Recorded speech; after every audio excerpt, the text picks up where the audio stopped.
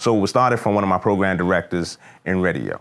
And basically, he challenged me to come up with a community event for my show. I was doing nights in St. Louis when I first got there. He's like, Craig, I need you to do something for the community. So I thought about it for a while and I came up with something for back to school. Let's cut and let's style boys and girls' heads in a less fortunate community and let's give it for free. Let's do some school supplies with it and let's make a little day of it. So I started off with like 5 barbers and cut like 30 kids, a small community center in St. Louis. And that's how it got started, from that one challenge from my program director at this radio station called Q95.5 in St. Louis. And it's been going on ever since. For ankles or hamstrings, on the inside, we gonna find them. Gotcha.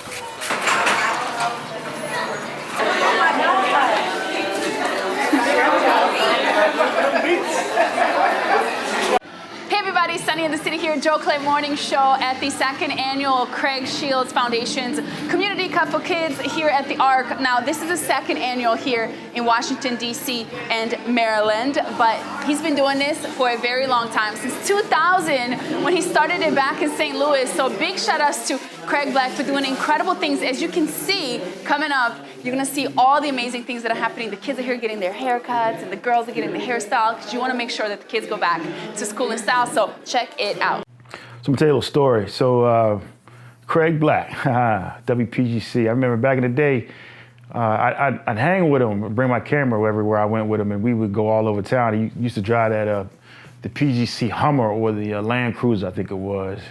And we would go all over the city, man, just passing out CDs and shirts and all this stuff, man. Had a good time, actually.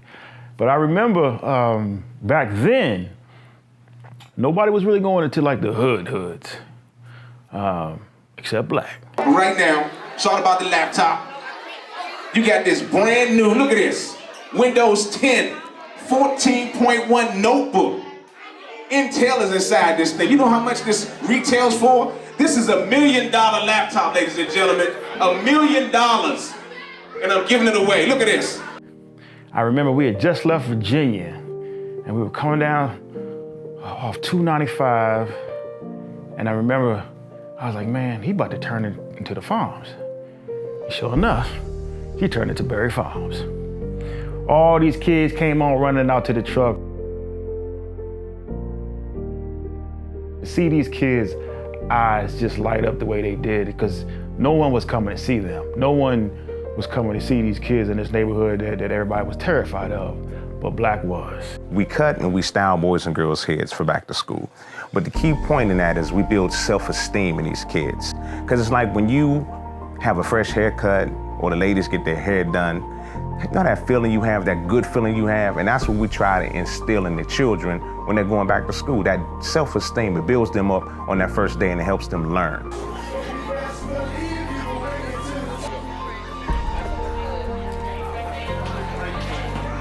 We are doing cuts, but the people that are going first, you need to understand this, are the people that pre-registered online. My event takes the community involvement to happen. So without the community, there's no community cuts for kids. Please be Craig Black or fill out on your cut or your style. We want your edges laid. And for my babies who are not up yet, don't forget we got a Yu-Gi-Oh competition going on.